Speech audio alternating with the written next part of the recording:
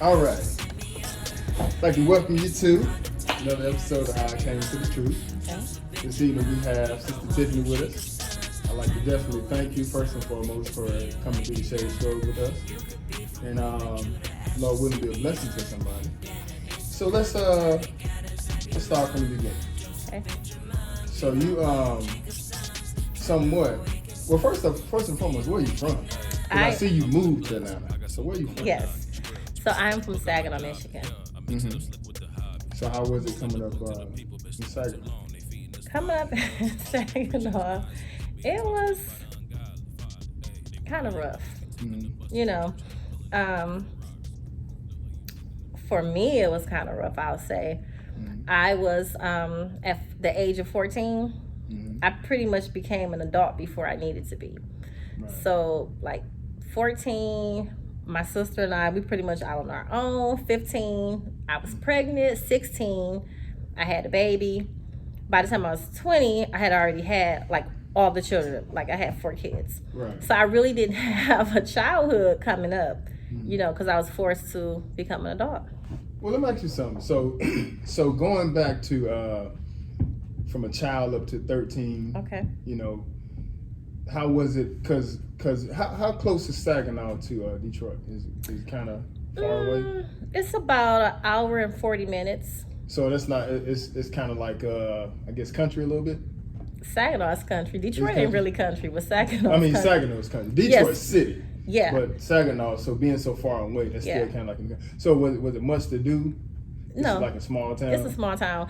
But the Oh. thing is, I never knew that it was like country until I moved away as an adult. And so now it's just like, okay, so this was really like country living. Right. So Everybody knew everybody? everybody know everybody. Okay.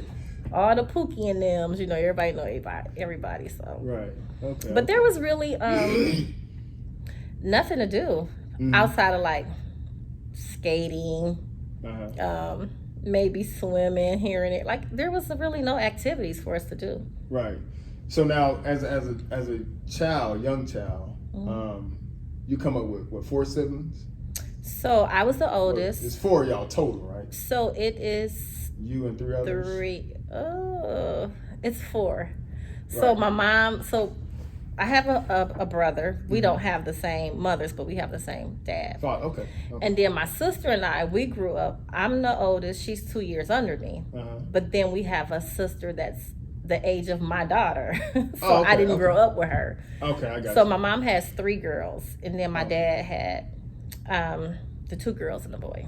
Okay. Mhm. So it's 5 total. Hold on, is that 6 total? No, it's not. 4 total, right? So it's 4. Oh, okay, It's 4. Okay. The way your mom and my daddy got. Okay. Uh-huh. Okay. They still around today? My sister is deceased. Oh, is that right? Yeah, so my Oh, okay. sister that was under me, I'll be 47 on Tuesday, so she would Happy have early been. birthday. Thank you. welcome. She'll be 45. She would have been 45. So she was murdered in 2008. Oh, okay. Well, definitely. Sorry to hear that. And I won't. You told me why. Okay. You know what I'm saying? So we don't have to open old wounds, but you know, I thank God that He did allow you to, I guess, maneuver your way through those Yes. times. You know, so coming up from in Saginaw, like you said, at that age, around 14, 15, you know, you're having a child, and then by 20, I think you had 4 at that time, right? Yeah.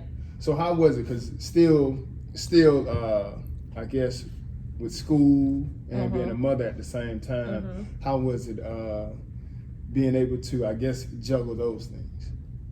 Juggle life and be a mom at the same time and try to go to school. Yeah. Like, how was that? It should have been hard. Maybe I wouldn't have had so many kids. It wasn't. You know, I still went to school.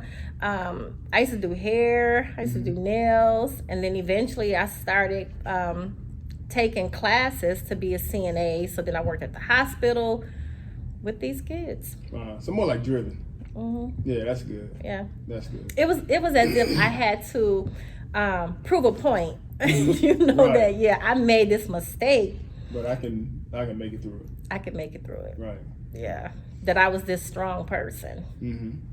Now you said you said it's kind of complicated as far as you being able to tell me where you're a good kid or bad kid growing up. So what do you mean by complicated? Because now are you good or bad? or do you feel like some things might have influenced your decisions? I would say that because prior to me getting pregnant, I was in a gang, but we wasn't like a gun toting gang. It was just a bunch of young girls, and we called ourselves the Mac Mamas. So we would get into fights all the time with another group of girls that was like a rivalry. So but other than that, I don't think I was a. Oh, okay. So it was more like innocent, because everybody did that back in the day. Yeah. We had little neighborhoods that we named ourselves gangs and stuff, but it wasn't no shooting and stuff. It was just more like fighting or pushing and stuff. It was not like it is today. Yeah, it's different. Yeah, but we carried like carpet cutters and mace and hammers. You was on your way. You was definitely on your way. Oh my goodness. But it just seemed as if like to me, I'm this good person or great person, but then like bad things just kept happening. Because like at 17, I caught a case, was arrested for carrying a concealed weapon. And then I was on tether for like 18 months. Well, before you go there, you said about your parents, right? Okay. Because at that age, at 15, 16, 17, 18, 19, 20, it almost goes without saying that child should be parented. True. Right? But you were saying how your parents were on drugs. They were. And so that kind of left you to fend for yourself, in a sense. So how was that? That was hard. Like my dad worked for General Motors. Like when he retired, he had like 35 years, I think, in. But I could remember my dad like being that person that spent time with my sister and I, bought like whatever we wanted. He was there, like paper dolls, record players, records, jewelry, bikes, clothing, just whatever. And then once my mom and my dad both were on drugs, like he was at General Motors probably getting a $20 check a week because he really wasn't there. And so it was really. But he stayed there that long?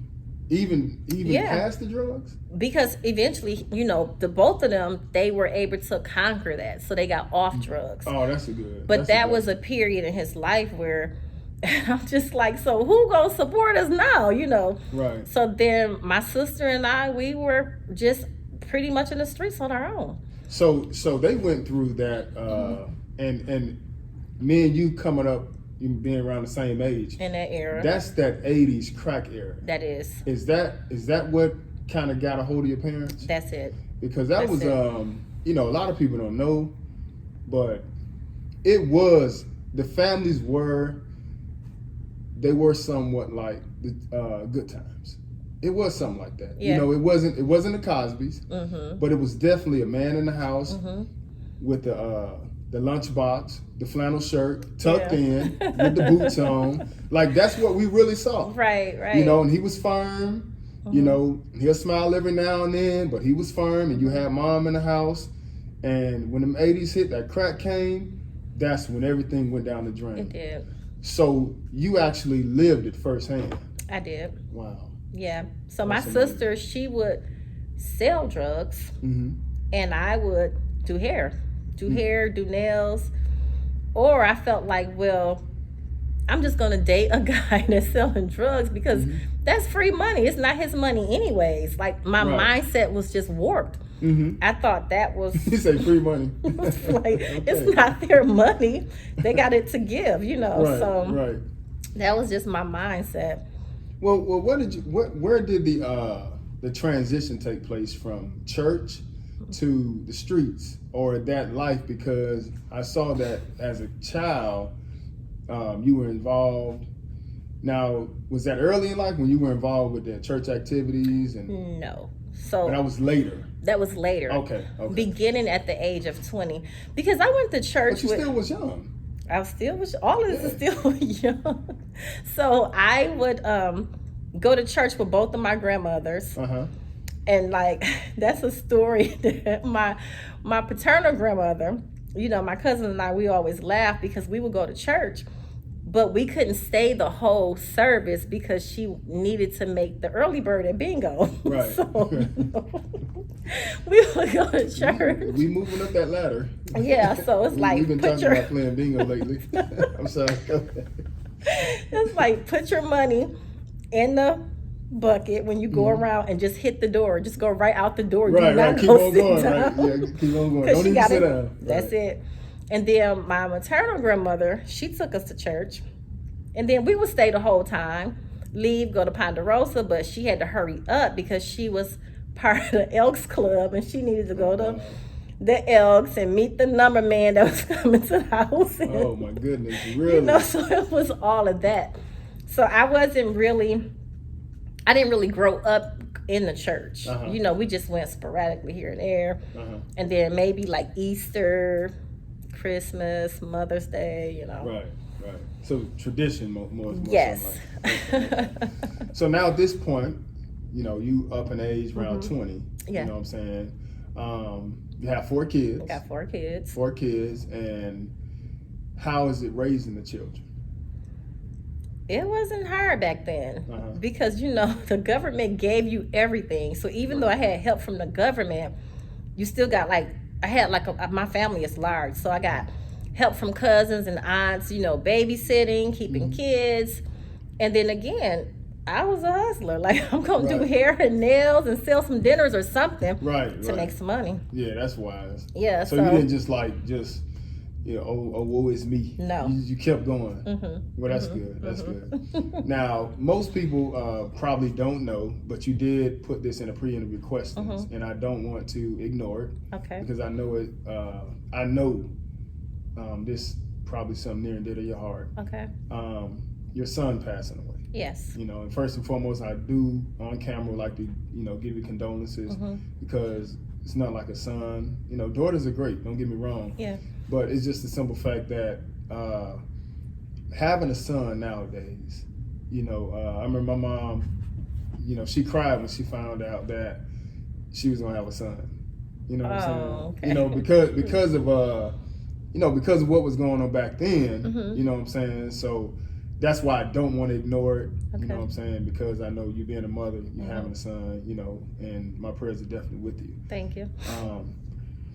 So how was it being able to maneuver through that time? Because eventually we're going to walk you down to the word, But like I said, I don't want to ignore that. You know what I'm saying?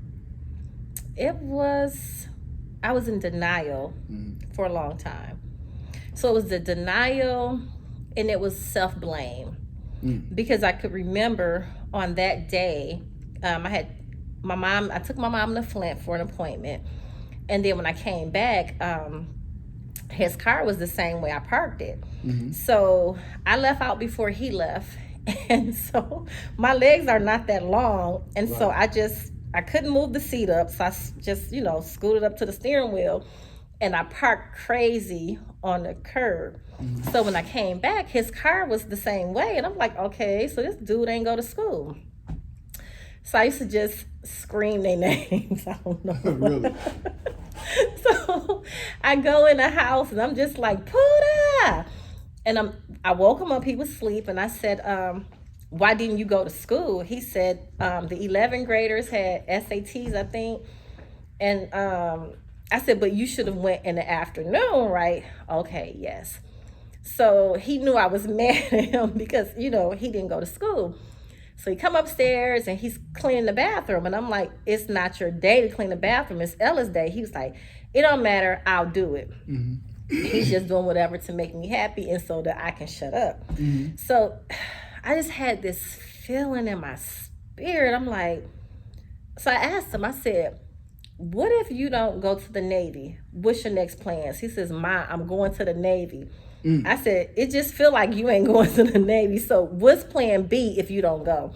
So we had a discussion, and then I had asked him to run an errand for me. And he said, Mom, be late for work. No, you're not going to be late for work. he had to be at work at 5, and this was like a 3:45, but it would have taken him maybe 15-20 minutes to go there, come back, maybe the same time to get to work. And she's still in Saginaw this time? Yes. Okay. And so I leave, and I wasn't even gone, not even 30 minutes. And so I was working at the city of Saginaw, so I went to talk to one of the directors. And so I put my phone on silent, because that was the thing. They would say, like, you always on your phone. So I'm like, well, I'm going to silence my phone, and so I can give them my undivided attention. Mm-hmm. So I'm standing at the counter, and I look at my phone. I got like 30-some missed calls. I'm like, what the? Who calling me like this? And sure enough, I got the news. But then they were like, he was in a car accident. And so then as I'm headed to the location, I got another call, and they said that he got shot. I'm thinking, like, so did he get shot? Did he get in a car accident? Like, what is it? And sure enough, I went to the scene. He was already gone, but he had been gunned down. So some guys thought that he was someone else. They saw his car, and I would tell him, because he would wear this black hoodie, and I said, Puda, don't drive with that hoodie on. Oh my, no, don't drive with that hoodie on. You just learn how to drive. You need to be able to see. Right. And so that day he had that hoodie on. So when they saw him driving, they didn't know it was him. They thought it was another guy whose vehicle looked identical, because my son had a Cadillac. Mm-hmm. So the other guy had a Cadillac too, but that guy had been in jail like 2 weeks prior. Mm-hmm. So his mom took the tint off his windows, because she like, well, I mean, he's in all this mess. I'm driving.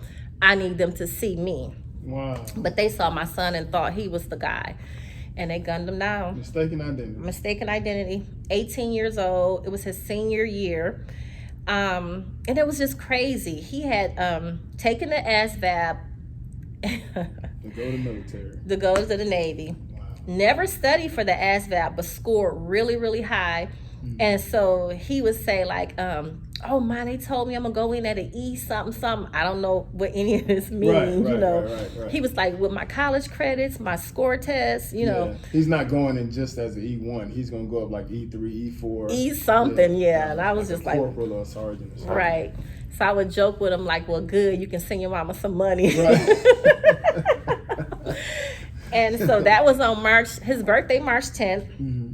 And he got gunned down March 12th. So he went to the recruiters like for the second time on March 11th. But I remember for his birthday, I don't know why, I had just gave him all this money. I said, don't tell them I gave you this money. Uh-huh. It was just, I don't know, when I look back like going off, just take these with you. I don't know. It was just all weird, They're just going to take that money, just so you know. Uh-huh. You coming to all them clothes, man. They're going to give you new uniforms. Yeah. You're a GI at that point. You're government issued. It was, and that was tough, but, previously, because I had that situation, where I was incarcerated, and I spent so much time reading the word, fasting, learning to trust God. So when this situation happened, I'm like, I don't want to waver in my faith. Mm-hmm. And I wasn't mad. I wasn't mad at the Most High, even though I had questions, because I'm like, I'm just not understanding, like, why did this happen to him? Okay, so now, well, before he passed away, mm-hmm. So you did a stint in prison, right? Mm-hmm. 5 years. 5 years. Mm-hmm. And at that time, because I was kind of reading over some of the stuff that you had sent, and you kind of say you were reading the Bible in prison, yes. And even kind of helping out other women, right? So that kind of you feel like that kind of got your strength mentally up. It did. Kind of prepared you, because that's a hard task, man, for anybody, especially being a son. So yeah. But to be able to, I guess, have that previous experience, that kind of prepared you. It did, because I don't think I would have made it, because that time for me was already hard. I have a friend that owns a funeral home, so I used to volunteer and help him during that. Like, I never went back from the time that my son was. I just didn't go back. I didn't want Because at one time I wanted to be a mortician. You know, I would bug all the funeral home owners in Saginaw. You know, and they said, "When you go to school, you know, we'll let you come." And I'm like, "Just let me get in there to see what it's like." You know, and that was the thing. Like, I'm gonna be a mortician, but after that, I just it was a wrap. I didn't even want to go back to the funeral home. Right. You know, it was just hard, but when we got to the cemetery, I did not watch them lower the casket in the ground. I sat in the car because I just felt like I would have taken my last breath. I'm like, I'm not mentally prepared for that part, you know. Right. So yeah, people have different ways of dealing with it. You know, that's like I was just talking to Brother Jair, and his father died when he was young. You know, I think 17, might have been in his teens. His father passed, and he just said he just kind of went crazy when he got a little older. Yeah. He don't know what it was from. He think it was from his father passing. But it's no manual on how to deal with that, you know. It's not. There's no manual. But bringing you back to what happened in prison. Now you start reading the Bible in there. Now were you reading it before, or when you got in prison you just kind of buckled down? So, and it's really embarrassing to go to church. So from 1995 is when I gave my life to the Lord to 2000. I was in church. Really? You know, I could remember being in our church was close knit. We were all like family, and we had. Oh, so you weren't supposed to be going down that path. I wasn't even supposed to be at no club, because when my friend called me, I said, "Girl, I'm saved." I said, "Girl, I'm saved. I ain't going to no club." So she kept calling me, and I used to get my hair and nails done all the time. So she's like, "Well, I know you got your hair done, I know you got your nails," but I had no clothes to wear because I hadn't been to a club in like over 2 years. So even the outfit I had on, I borrowed it. Oh wow! Because I had no club clothes. Right. You know, so You're still rolling, right? On that camera? Yes. Okay, thank you. So, you know, I went out to the club. It was crazy. So when I went back to church after I got out, I made mine, got out. And so my pastor, they didn't just a fight or something at the club? So it was a fight. Oh, it was a fight, okay. It was a fight, but then I decided to take it further than the club. Oh, you did? Yeah. Oh, really? Yeah. Oh, it couldn't just be over? It couldn't be over. Like, and I, even when I went away and I'm meeting women that had put kids in microwaves and, you know, just beheaded a boyfriend and killed their parents. I'm just like, girl, you should have just went home that night. You had a fight, and then you wanted to follow them home to continue to fight. Tore up some property and just some stupid and that's what stuff. You did? Yeah. Oh man. And then you had to go to jail for that.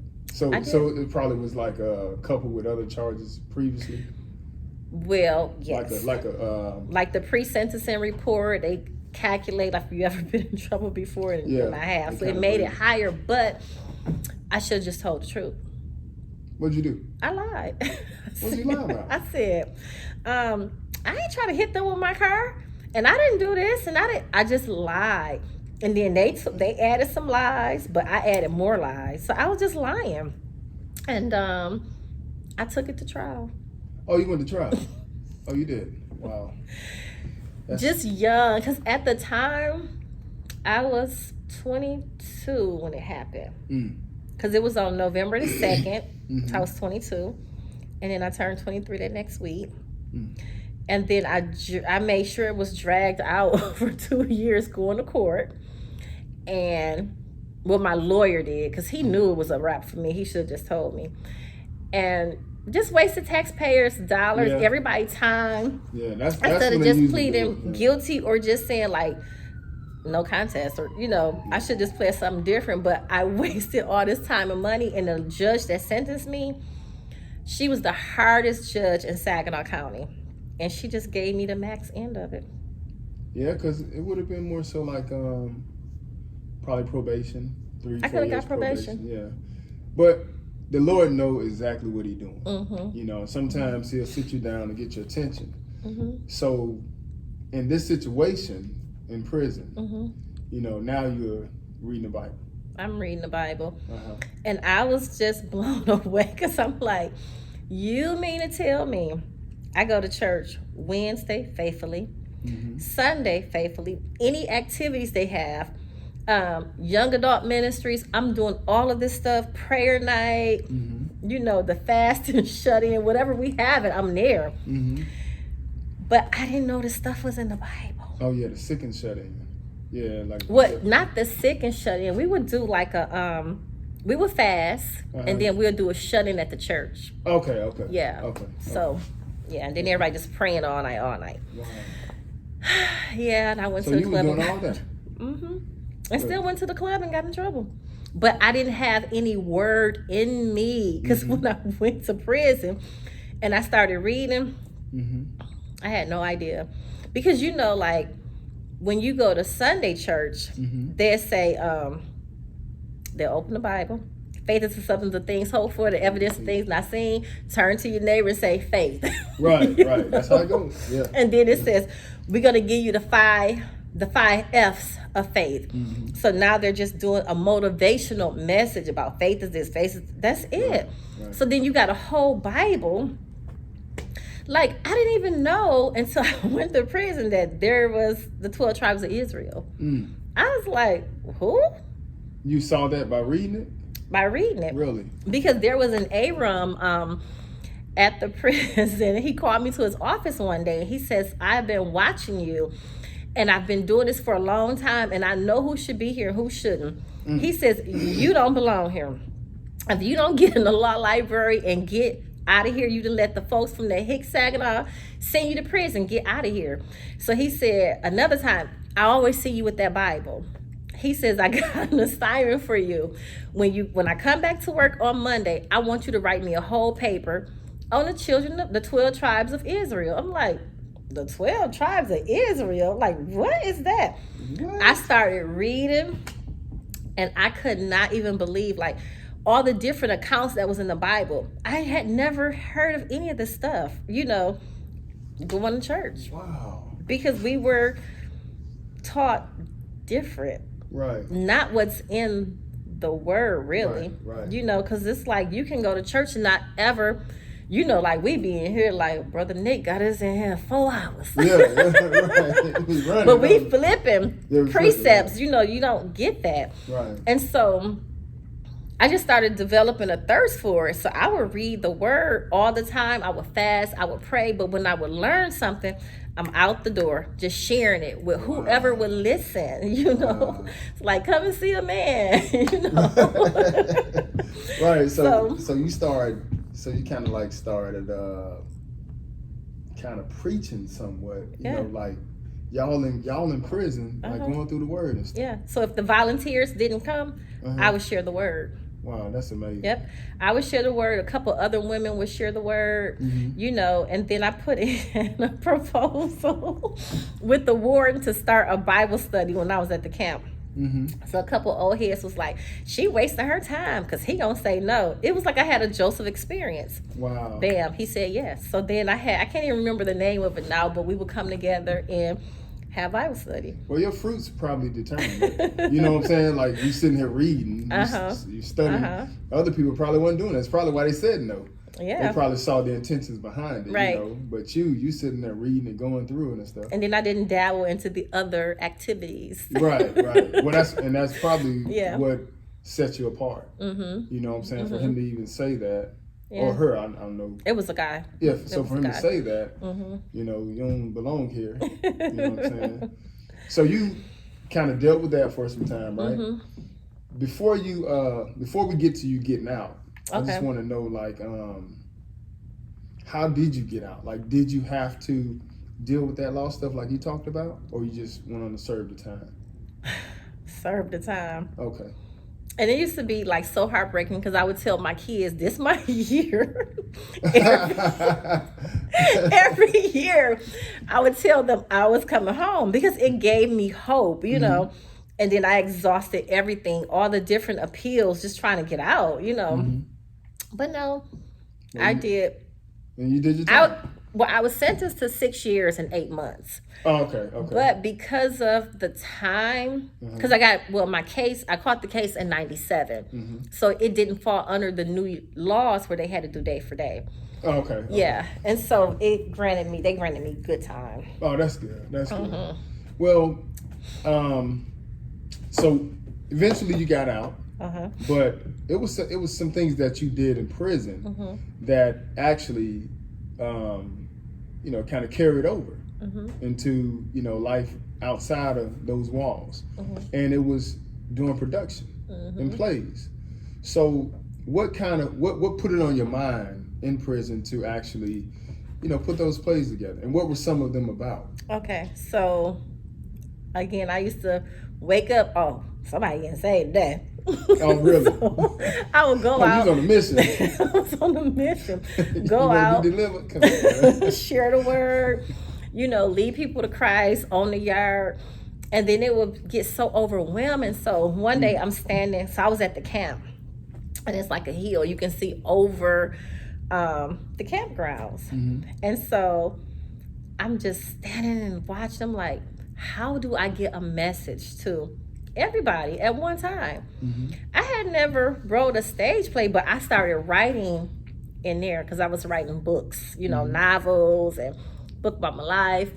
So I said, I'm gonna write a stage play, and that'll get the people's attention. So I went on the yard, and I just didn't even ask the warden yet, but I'm like, you want to be in my stage play? You want to be in my stage play?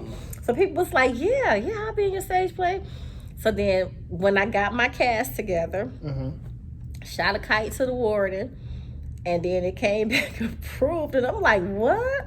So we're using whatever we can to make props and backgrounds and, just clothing. And so every stage play that I did, it had a message in it. So like I did one about the praise and thanksgiving. And so it was where like we had these bags and we wrapped gifts. We wrapped like empty boxes. So when you're like giving praise, to the Most High, and here come the angels, delivering these boxes. But when you complain and murmuring and whatever, just taking it, putting it back in there. So get out of here. That was like one of them. And then one I did hit a nerve. It was one about honoring your mother, which was kind of hard because, there's women in there that murdered their mothers, But so we did that one. And then, I did one about the resurrection, and, so everything was centered. It was all the word. It was just all the word. Okay, so I just want to put it on record now that I would definitely, we have been thinking about like getting off into production. Okay. You know what I'm saying? But I'm just putting on record now. I would definitely love your ideas. Okay. If you can help us, if you can come up with some things in the word, you know what I'm saying? Okay. So we can take it a whole lot bigger than where we're trying to go. Let's do it. But we can't do it alone. We need everybody help. And you know how people like to be like, well, women can't do this. Women can't. Look, man, it's just that women can't lead the church. You know what I'm saying? Right. So, but God still gives everybody, as far as the body is concerned, different areas we can help in. That's and right. if God put that on your heart, man, I definitely would love you to help us out. You know what I'm saying? So now, you coming out, you came out, you got out of prison. You actually did a stage play later on down the line. I did. So that play, Speak Up, Speak Out, A Mother's Cry Against Violence. And when my son was murdered, this is a murder that was captured on surveillance cameras. So when they shot my son, he crashed into an apartment complex. But on the corner sits a Kentucky Fried Chicken. And I don't know what's the mile radius, how far it goes, but those cameras picked up the whole incident. So this recording was on the news for so long.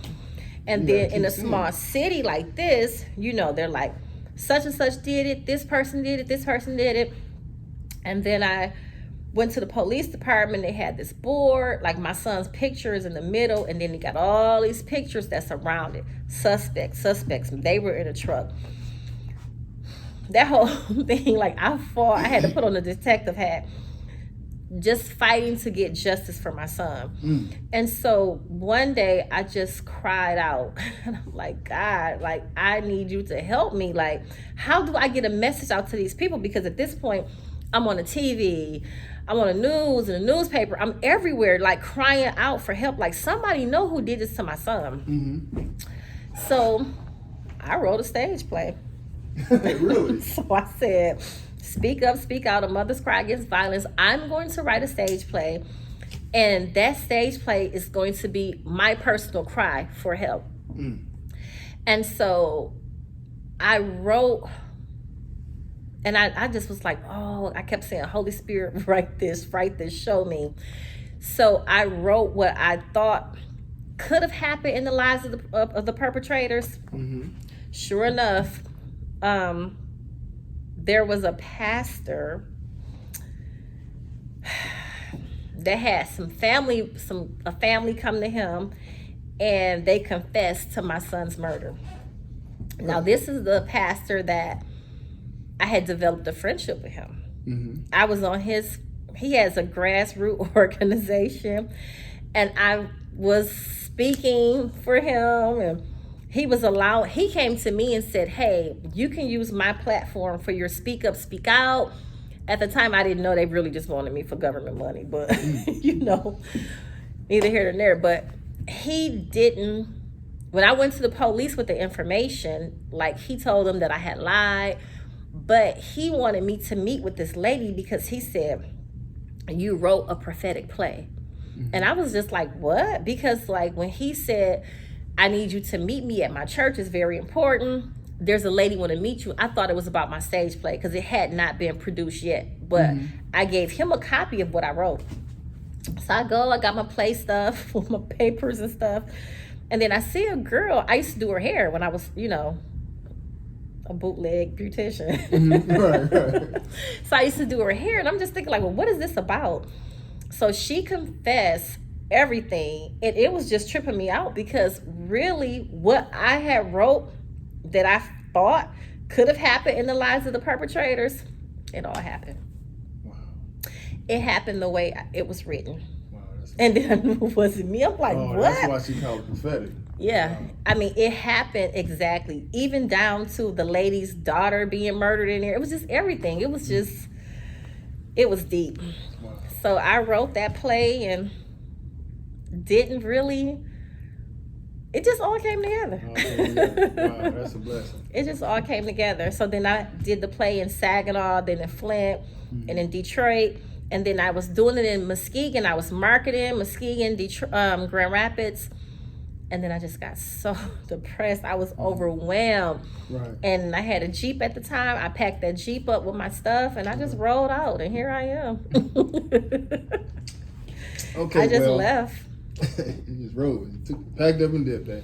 Yeah. Well, you said something about a friend of yours, right? Mm-hmm. Now, this friend of yours that used to sell drugs, that brought the word to you initially, was he in Saginaw or was he here? Saginaw. He's in Saginaw. Yeah, because right? I wasn't here yet. I was still in Saginaw. Okay. Well, so, I was in Grand Blanc, but I was still in Michigan. Okay, so this person, this is after you get out of prison. Yes. Right? And you said you kind of knew him. He would call you sometimes, and you didn't have time for him. So this particular night he called, and you actually heard what he said. But at the same time, now he's telling you about the word. Being a previous drug dealer, telling you about the word. But it's different. Yeah, and that's who the Lord used, because he'll use the people that the world throws away. No, the word he was telling me was different. Well, yeah, different. I know. Right, yeah. And that's why you said you were casting out, pleading the blood of Jesus at the same time, because he's telling you something. He's telling you what's right. He is. But you don't know that. Right. So you kind of put that mentally on the back burner, right? And then later on down the line, kind of walk me up to the time where it came up again. Okay. So he will call. So he's telling me like, oh, did you know that you the real Jew? We the children of Israel. No, we're not. So he's telling me this, and everything he's telling me, I had never heard it. Right, but of course, you did hear about Israel because you read in the Bible. I read in the Bible, but you never knew that was us. I never knew that was us. Right. Because, like Philip said, how would I know unless somebody teach me? Like, you know what I'm saying? Like, how would I know? Right. Wow. So I was just reading on my own, and it never. I don't even think I even remember Deuteronomy 28. Like, I don't know. Because it probably didn't stick out. It probably it did not. Oh, you know what? Yes, I did, but it was only Deuteronomy 28:1-14. Blessed in the city, blessed in the field, blessed be the fruit of your basket. That's that trained study. You studied this right. That was in my prayers. That was in my prayer. And my kids, before my kids would leave out for school when they were small, I taught them those scriptures so they would say it. I'm the head and not the tail. I'm above and not beneath. So I can, So I taught them that. So I knew it. If you need it. Okay. So I just, after a while, stopped answering for him. Because I'm like, this dude is weird. And he's telling me this stuff I've never heard this stuff. Like, and what Bible are you reading? Because this is not in the Bible that I'm reading. Right. Okay. So I move here. So I have a friend. Her name is Mary. Then I don't know how we cross again about this, but she was telling me this stuff too. And I'm just thinking like, here it comes again. So then here come Patrick, Brother Elijah's nephew. I met him in 2012. So he was telling me, but I had a deaf ear to it. So I don't even really remember the stuff that he was saying. But it just kept coming back. And I'm like, I cannot get away from this. Right. And that's fun, divots. I go to that club. So my cousins, I hadn't seen them in a while. One cousin, the last time I saw her was at my grandmother's funeral, and I was incarcerated. And my family paid for me to come home. So that was like in 2005. That was the last time I saw her. It had been years. So we all go to Spine Divots. That's when I was still eating the shellfish. Right. So we go to Spine Divots and we leave from there. And my cousin that stayed here, she says, let's go to Juicy Joint. Because I had took her there before, on the east side, hood club, hole in the wall club. So we go. And I'm like, it's almost 2:00 in the morning. We need to go.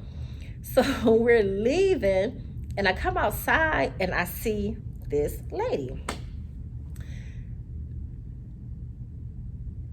Dirty looking. I can hear this demonic tongue, and I recognize it because I've dealt with women like that when I was in prison. Demonic, they were so possessed with demons. Yeah, right. So I knew it when I heard it. Wow. And so her appearance was just so disheveled, like her hair was just all weird. But she's making a beeline towards me, and I'm thinking like, oh yeah, these people are kind of strong. So she's coming this way, I'm gonna turn my shoulder so we don't have any contact. But when she come past me, she said, "That's Tiffany." So I'm like, what? So she turned around and she's pointing at me, and she's like, "That's Tiffany. That's Tiffany right there." So I'm looking at her face now because I'm thinking, I don't know that many people here. Who is this? But I know I don't know this person. So one of my cousins started laughing and she said, "You know her?" And I said, "Nah." But then I looked at this thing again because it kept saying my name. And I said, yeah, I know him.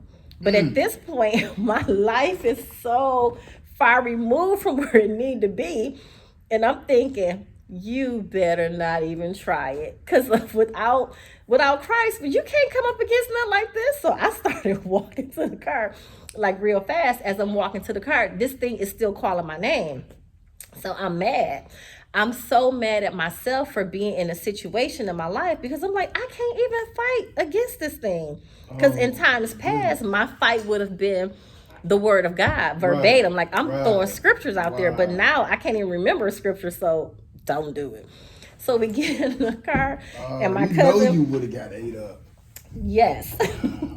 So we get in the car, and my cousin just like, man, that's crazy. And I said, this reminds me of the sons of Sceva. Yeah. And then the seven sons of Sceva. And she was like, no, how? I said, yeah. I said, but because they know me, they couldn't touch me. Right. You know what I'm saying? That whole Paul, I know Jesus, I know I don't know you, but they knew me, so they couldn't touch me. And it freaked me out. So I'm like, I cried for days. Talked to a couple pastors and was asking them, like, what was that? Why that happened? It's almost like I just really wanted to vent. So one pastor was just like, oh yeah, that mean they're coming for your other son. You know, like what? Stupid stuff. Like, okay, we're done with this now. Because you're ignorant. You know, so I'm like, I need to get back in the word. So I'm praying. And then I get on YouTube. Here it come again. Israel. So now I'm intrigued for some reason about Israel, Hebrew stuff. I'm looking at all these videos and I'm just like, dang, the Jews, they blessed, you know. Right. They blessed. I'm looking at all this stuff. And I had just, well, after that, I came in contact with a couple Hebrew camps. Mm-hmm.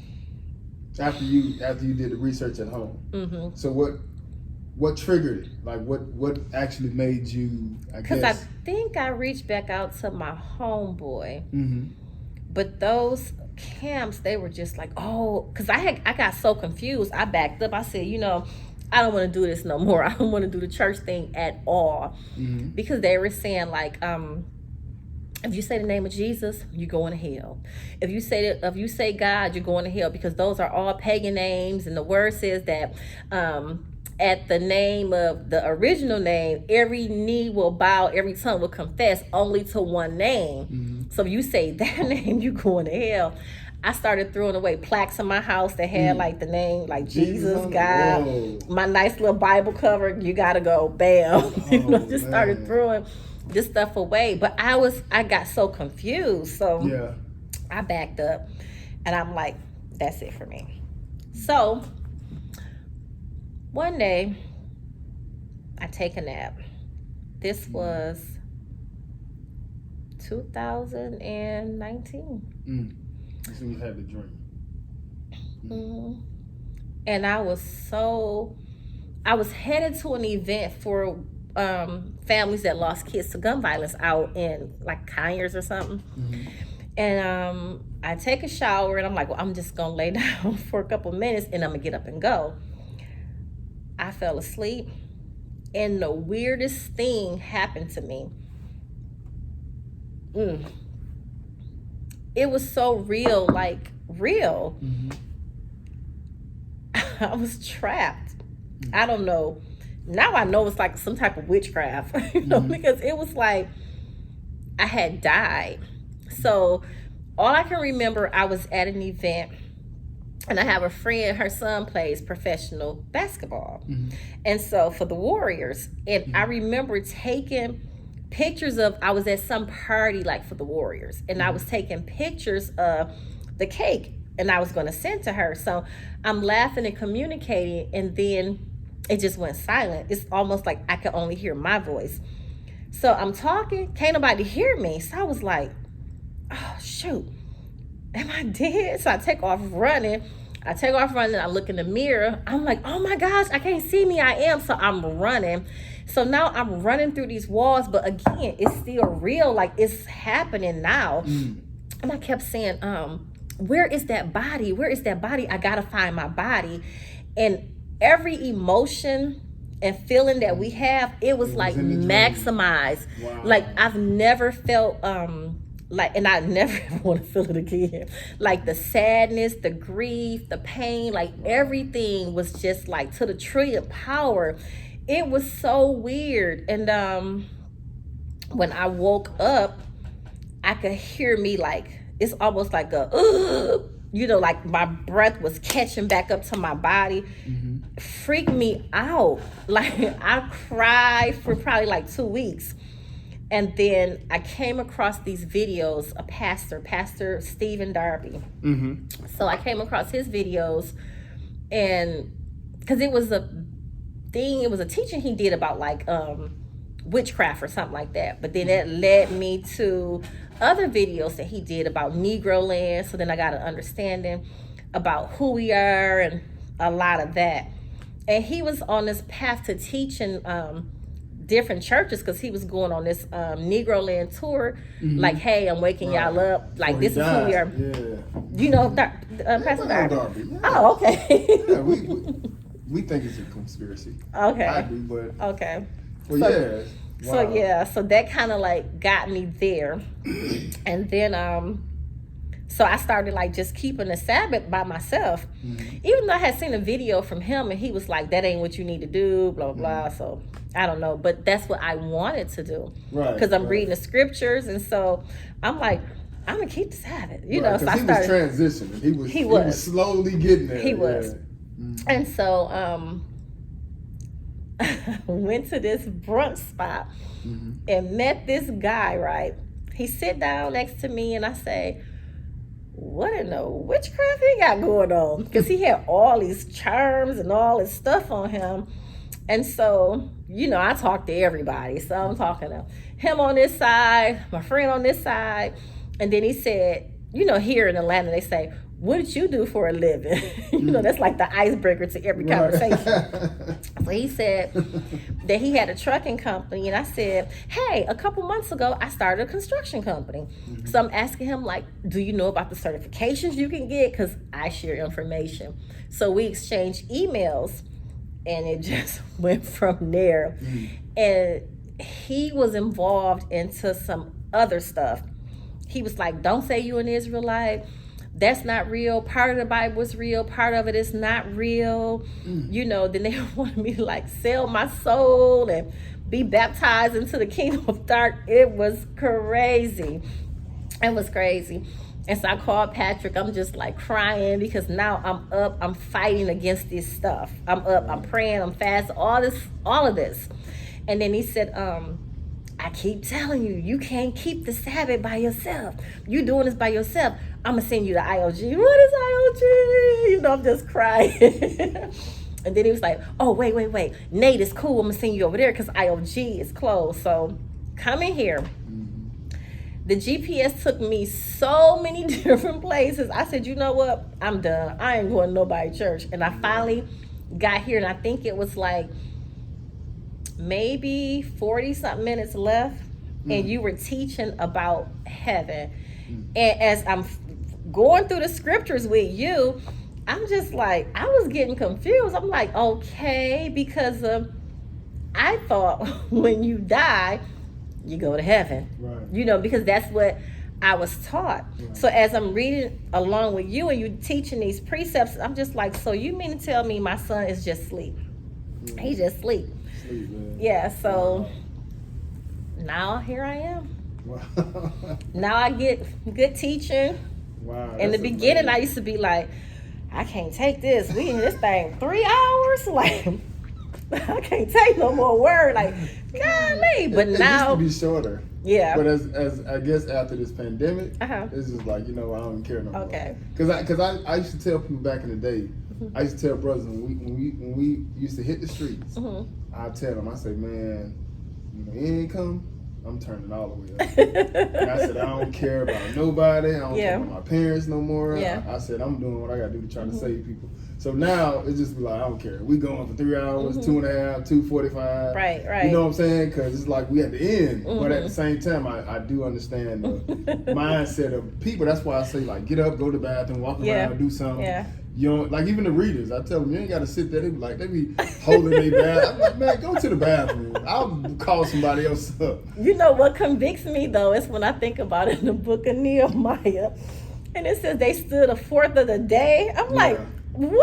Yeah, they did, man. I can't even sit a fourth of the day. I'd be like, woo.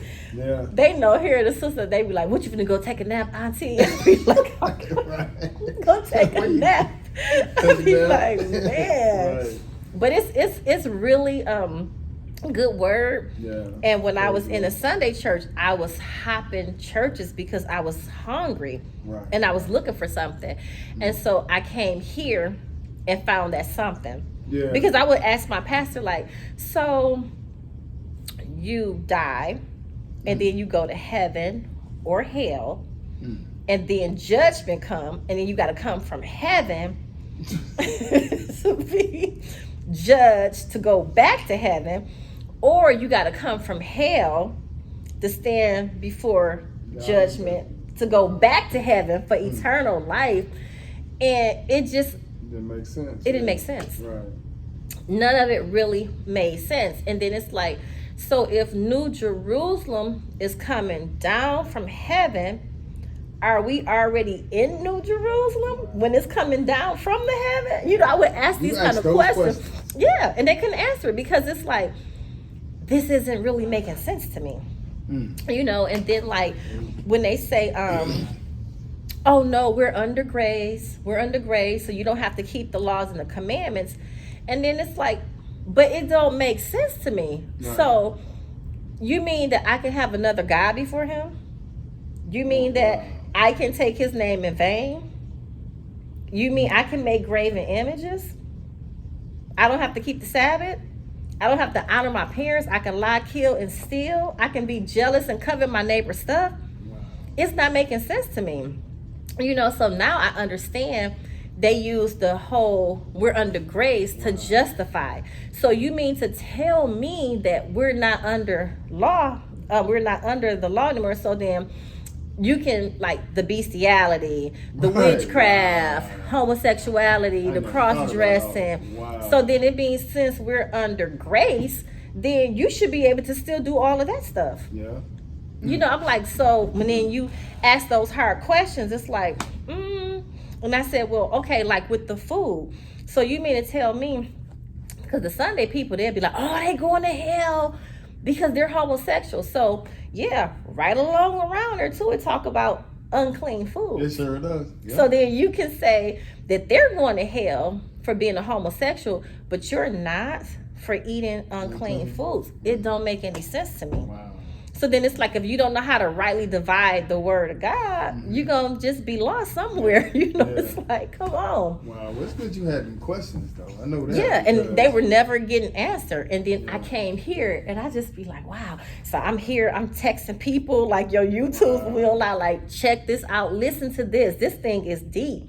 And then, like, I never realized until you would teach, like, what's in the New Testament, it's in the Old Testament. Yeah, yeah. They're teaching the prophets. right, yeah. The laws, the commandments, and the prophets. Like, the New Testament did not exist, so they're teaching what's there. And I'm just like, deep. Well, let me ask you something. So now that you got to the point where you made this decision, okay, I'm going with it, right? Now you see Israel in the Bible. Up until this time, you haven't saw Israel, right? No. So now that you see it, how does that help you understand the Bible? Because for the most part, everybody knows it. You know, we're taught, we're Gentiles, right? We're taught, for the most part, we're grafted in, and we've been trained to stay away from the Old Testament so we can't see ourselves. That's right. So now that you see it, how's that impacting you now? It is deep, but now that I see it, it's like a joy, because I'm like, this is us, this is our history, right? And so now I have a thing that I do when I talk to Africans, and I say to them, like, man, it's tripped out that all of this time I thought that the beef between Africans and Black so-called Negroes was because of we were here and had this opportunity, which I don't know what great of an opportunity that was when we were being hung, beheaded, babies cut out of stomachs, and whatever. But I said, and that you guys were there. I said, but then I started reading the Bible, and I realized that it's nation against nation. Absolutely. And you guys are Hamites and we're Israelites. And every time they say, well, yeah, but it's a secret in America, so we don't deal with it. I got a guy, I talked to him on the phone today, but he'll say like, well, no, you're not African American. You're not African. Now I know I'm not African. Right. Or I ask women, I said, how many African mothers have you seen on the news, in the newspaper, crying out because her son or daughter was gunned down by the police? Right. They're like, you know what, you're right. You're not going to see it because they know who we are. Right. They know who we are. So now when I see, it's our punishment. It's a curse. You know what I'm saying? So now when I see that, I'm like, I don't trip out the way I used to. Yeah. Because last year before I came into this truth, I was out there, no justice, no peace. You know, I was out there. But now I understand, like, these things. You was out there with him, man. I was out there. This little voice, no justice. You know, but now I understand that these things have to take place. Yeah. And then, you know, they say, well, oh, because the white people, they're evil, but they're doing what's written for them too. Yeah. They will live by the sword and eat the fat of the land. Like, that's what's happening. Yeah. And then what did he say about us? Yeah. You know, so it's like, we're the only race of people that fit that description. Because I work with the lady and she will always say like, because I'm a Jew. And so one day I said to her, because I was still listening to Darby at that time, and I said to her, I'm like, yeah, I've been through a lot and you still got a lot more to go through because the Bible got to be fulfilled. So, and the fulfillment of the Bible, like, y'all gotta go into slavery. So the Bible says you're gonna go into slavery with yokes of iron around your neck by slave ships, and you will be sold into all nations. You're gonna always be the borrower, and never the lender. You know, your children will be sold before your face. You will build houses you won't live in. You will plant vineyards you're not gonna eat from. You would marry a woman, another man gonna lay with her. So I would say this stuff to them because it's a fulfillment of it. It has to take place. Right. So at this point, they don't want it. So at this point, we are the only people that fit this prophecy. Right. It has happened to us. And absolutely. Every nation will look at you and wouldn't discuss and call you a byword. That's us. It hasn't happened to nobody else. So now I understand it. So when I'm sharing this with people, you know, they just don't want to listen. I'm like, when you get in the word and you get it and he opened your eyes to it, it's deep and it's so good. Well, speaking of that, how has it impacted your life since you came in? It's lonely. Oh yeah, I can definitely understand that. It's kind of lonely, but I think it's impacted in a good way. I see a change in me, you know. Right. So yeah, and just the sacrifices, you know. Well, that's what it is. Yeah. And that's why it's lonely, because you're giving up everybody for the world. That's right. You know what I'm saying? And that's why it's so key to.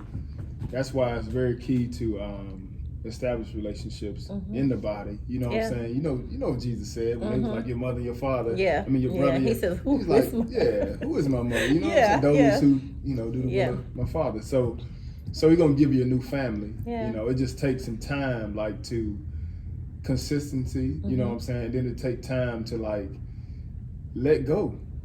You know what I'm saying? And that be a lot of times that's the hardest thing. And you know, the older you get, the harder it is. But sometimes people just get sick and tired of being sick and tired. Yeah. You know, you get tired of going from church to church. You get tired of being lied to. And it's just like, you know, so what if I got to sacrifice to get the truth, then I'll do that. And then the Lord will send, you know, next thing you know, the Lord done healed you up. And then it's like one big family. Then it's not alone. But it feels like that, especially out the gate, when you don't know, you really don't have a grasp on it. You know what I'm saying? Yeah. And then, if you think about it, like, we all alone, but we together. But when you look at us, in the scope of how many people it is in the world. I know. It's a small amount, but it's starting to pick up. Yeah, because many people are beginning to wake up. Yeah, we coming to the end. Yeah, because they be thinking like, oh yeah, I forgot it's your Sabbath. I said, this ain't my Sabbath.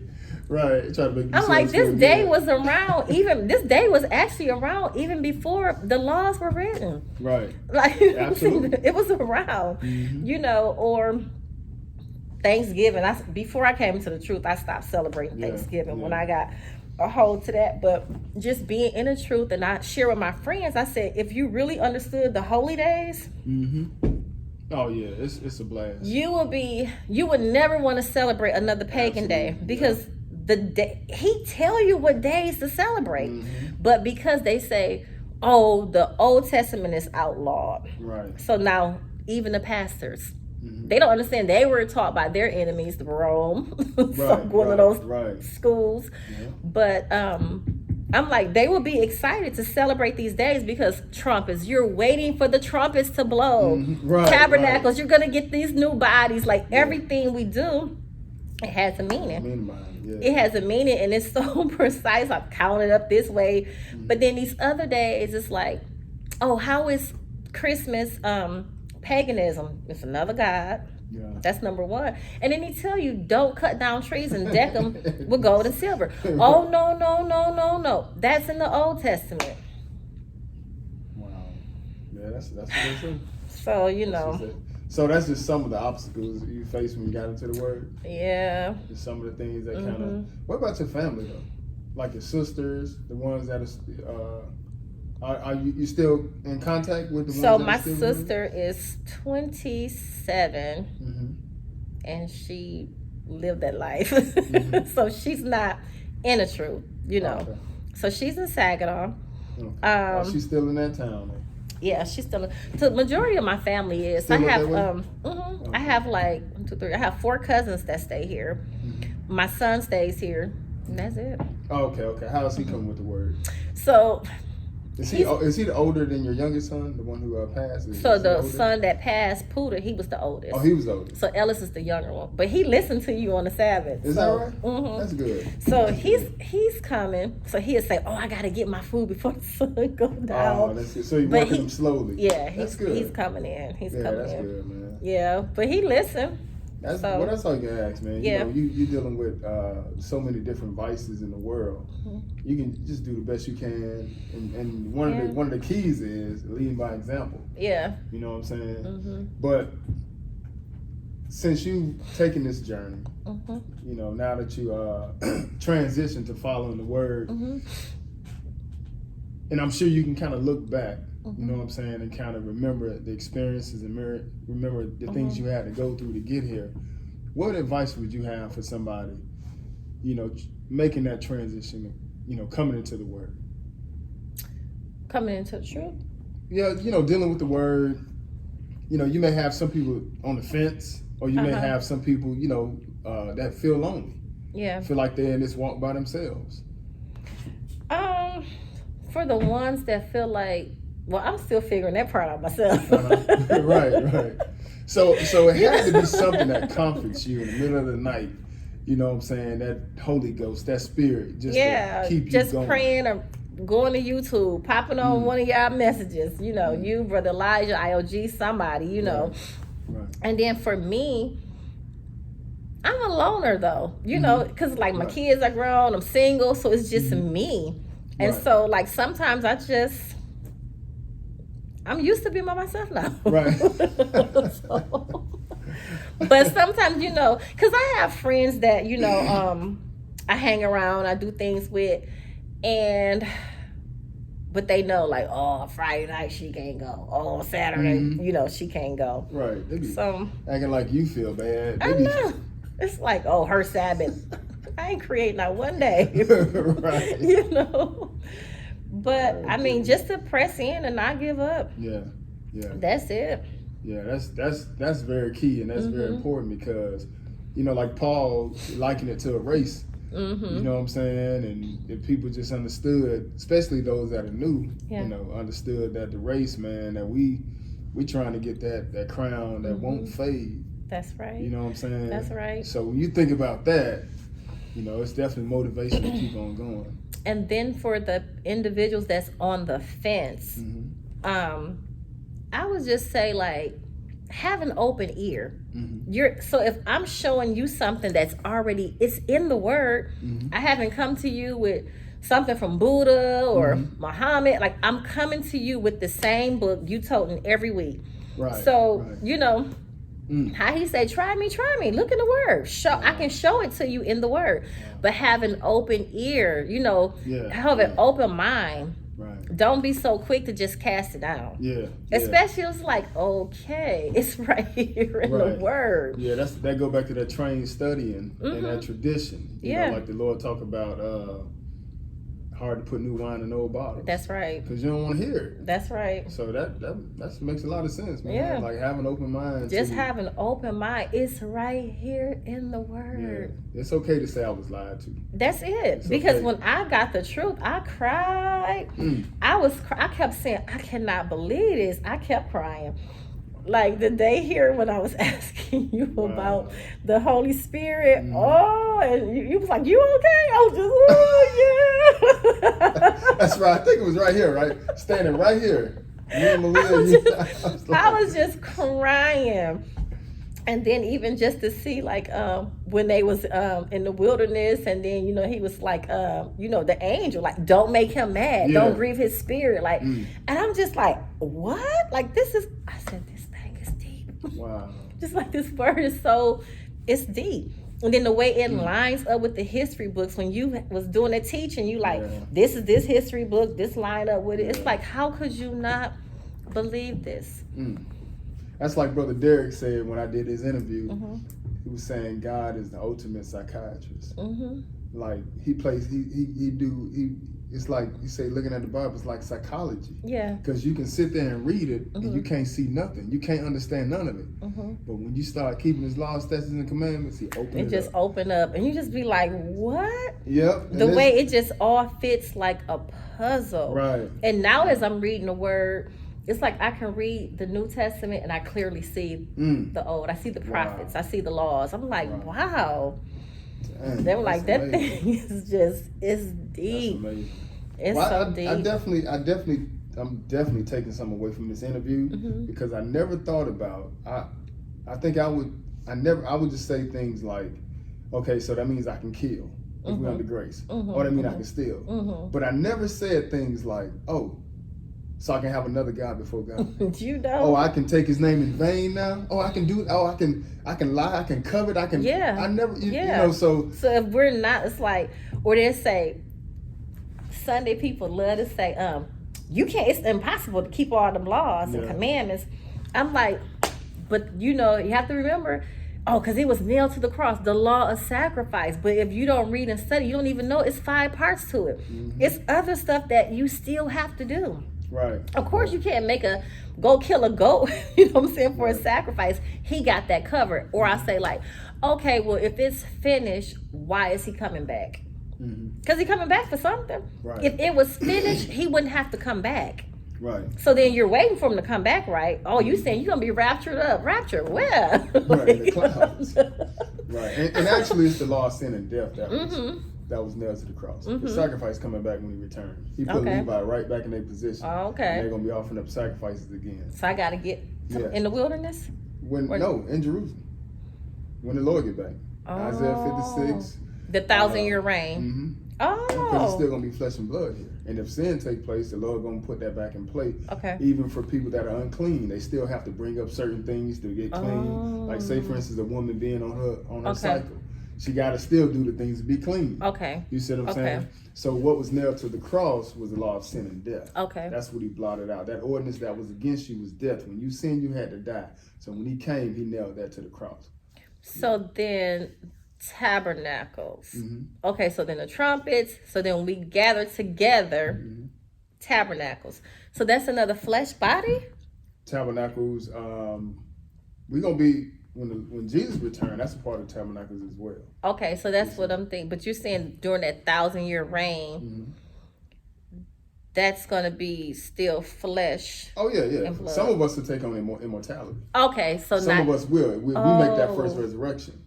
Okay. You know, see, that's the blessing. That's why I say, blessed is he that have part in the first resurrection. On such, I'm sorry. Okay. The second death have no power. Now, what is this one under on YouTube? What's you're that? teaching. This teaching you're saying. I'll send you one, but I don't want to get too much off in the quoting scripture. You know why? Because your head ain't covered. Oh, okay, okay, yeah. Okay. Yeah, so got it. But I'll send it to you after this. I'll figure out which one it is. Okay. So yeah, that definitely be back. We were just discussing that this weekend. Okay. I gotta get with that thing. Okay. Yeah. But so, and we down to the last two questions. Okay. This is pretty easy. So with so many different religions going on in the world, right? How do you think the world would look if everybody had a better understanding? I mean, all nationalities, and of course it starts with Israel. But what about all the nations? If we all understood, you know what I'm saying, and the word a lot better than what we do now, how do you think the world would look? Peaceful. Oh, wow, that sums it up. Peaceful. Because that's what the Lord gonna bring back when He returns. It would be peaceful. Yeah, that's a good answer there. Yeah. Yeah, because that's what it's gonna be. You know what I'm saying? It's gonna be peace on earth. Yeah. You know, so yeah, that's. Anything else to add to that one? No.